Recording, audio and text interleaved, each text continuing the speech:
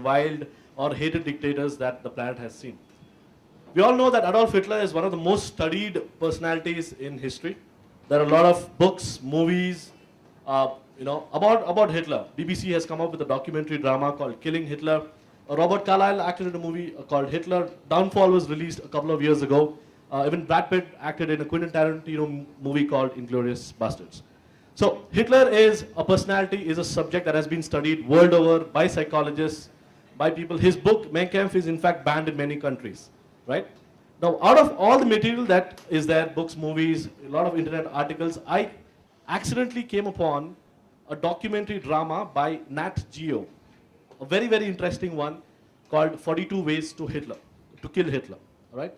And what has actually happened is that, it's been 50, 60 odd years since that particular incident happened, and a lot of documents have got recently declassified. So what Nat Geo has done is, they have got all those documents together.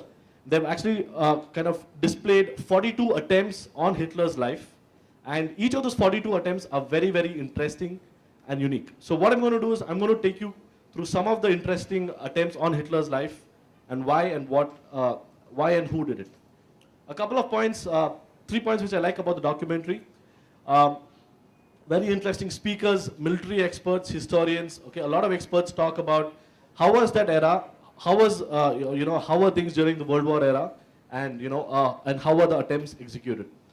Something really good about this documentary is the recreation of those attempts. So using modern tools, technologies, multimedia, graphic design, camera angles, and so on and so forth, they have actually recreated all those attempts, that went into the killing of Hitler. And the last but not the least is, you actually forget that these are assassination attempts, because these attempts are so goddamn well planned, down to the detail. I'll show you a couple of examples. Okay, it's down to the detail. You actually think that, this is going to work, and they're going to kind of hit their mark, which was Hitler. And all of these attempts failed. So you can kind of imagine the complexity of this particular mission, that they had. Okay, so firstly, everybody knows this, but I'll just run through this. Why would somebody want to do this? Okay, at that time, the Nazi war machine was spreading terror. People were appalled with the death camps. Hitler was increasingly getting psychotic. As the war got more and more desperate, Hitler was getting all the more psychotic. Obviously, the genocide of the Jews, really pissed off a lot of people. Mass shooting of Jewish women and children. So, all in all, Hitler was responsible for the death of 10 million people, and indirectly 50 to 60 million people, right? So when you have a guy whose professional job is to be a bad guy, then you will have hundreds of guys who want to get rid of this guy, right? So that is the context behind why all of these assassination attempts start. So who wanted to kill him, right? The Secret Service, the German army, lone gunmen whose families were murdered by Hitler. So once their families were killed, all that they wanted to do was vengeance against Hitler. The Polish underground, the Soviets, the British Special Operation Executives, right from a common man to high-ranking military officers, a lot of people wanted to kill him. Even the political guy, the religious guy, the non-religious guy, the guy with ideologies, no ideologies, all of them wanted to kill him. His closest associates, and it goes as far as his own architect, Albert Speer, wanted to kill Hitler for a variety of reasons. Right? So I'm going to talk about three things. What are the challenges? What are the risks, and what are the methods? Challenges. If the plan goes ahead, how do we ensure that it doesn't injure him, but actually ends up killing him, right? So that was a big challenge that these guys, had to face. Second, if that particular objective was accomplished, what if the Germans, get more pissed off, and there's more warfare and bombing, and the World War II would kind of cascade into something really bad, because it was already bad and it would probably get worse. So those were the challenges. But the biggest challenge was, Adolf Hitler knew that he was a marked man, right? So if you read Sun Tzu's Art of War, the biggest thing in any war is the element of surprise. So there's no element of surprise over here. Hitler is ready for what is going to come to him. So in such a challenging situation, what are you going to do? And what are the risks? Everybody knows about Hitler's wrath and fury, right?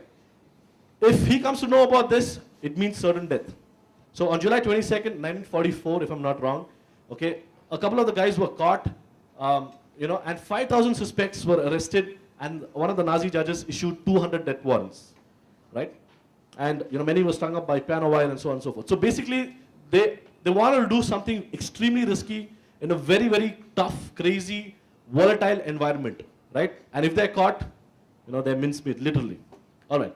Coming on to the methods, people have tried bombing, they've tried poisoning, they've tried sniper fire, infiltrating the German army, briefcase bombs, exploding brandy, and sending Rudolf Hess back to Germany under hypnosis. So Rudolf Hess is the assistant of Hitler. So the idea was, look, you know what, we can't catch Hitler, okay? He's got a lot of security around him. Why don't we catch his assistant? Why don't we get this guy hypnotized by psychologists, and why don't we send him to kill Hitler? All right, so these were the different methods that people kind of used for this particular problem. Now, yeah. One of the examples would be Operation Foxley, which was done by the British Secret Service. Okay, so this is one of the documents which was released very recently. Now, this is a very interesting document, Hitler's drinking habits. So they have gone into the detail of what does the man drink. It says, the reports here says that he drinks enormous quantities of black coffee which have appeared in the popular press, although so on and so forth. So they have actually gone and interviewed waiters who have served coffee or tea or milk to Hitler, at the trains, on the planes, and so on. So they have gone to the detail of tracking his drinking habits. They've gone to the detail of inventing a new kind of poison. Okay, the name of the poison was I. Okay, they've gone on and invented a new kind of poison which is tasteless and odorless. Right? So if you mix it with water, if you mix it with coffee, if you mix it with tea, nobody notices a difference. Now the challenge is, how do you get that particular I component into whatever the man is going to drink? Hitler's walk. Now they've gone to the extent, so Hitler used to go on a daily morning walk and so on and so forth. So they've gone to the extent of trace mapping exactly where does he walk across, and what are the kind of patterns they can get. On maybe Fridays he walks on this route, Thursdays he walks on so and so route. They've gone on to the detail of mapping the kind of walks that he takes. And also, Hitler at the railway station. So at that time, he used to travel by plane as well as by train. They have gone and interviewed and interrogated people at the railway stations where, where Hitler was known for making his trips. There were even kind of women, right? So they had, the Soviets kind of employed a Russian spy called Olga, and they kind of wanted to kind of ask her to help in this particular problem. Now, have you seen the Tom Cruise movie Valkyrie? Yeah. Okay, so this is one more example of one of Hitler's own men, trying to blow up that place. So what he did was, he took a briefcase and he put it right under the feet of Hitler in a boardroom meeting, the secret boardroom meeting, and then what? He walked off. Okay.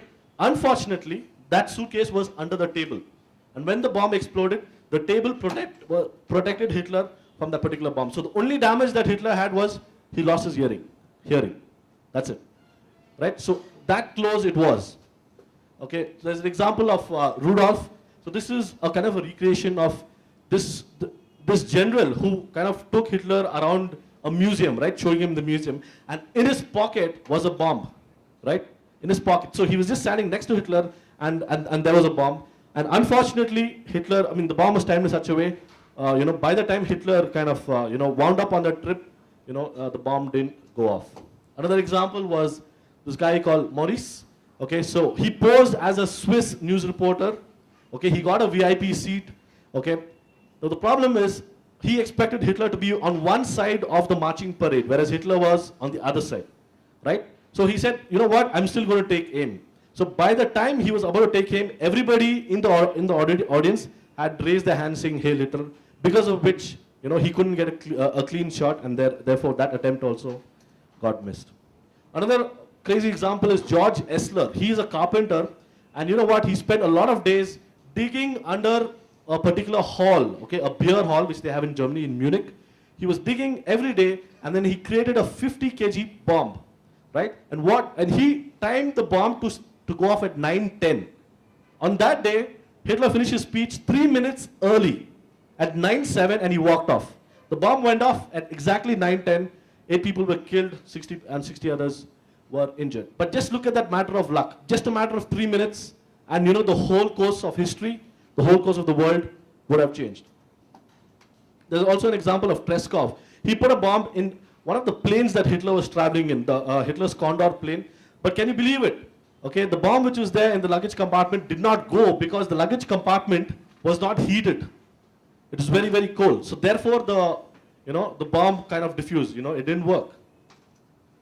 So, I mean, at the end, we obviously know, what happened to the war and who won and all that kind of stuff.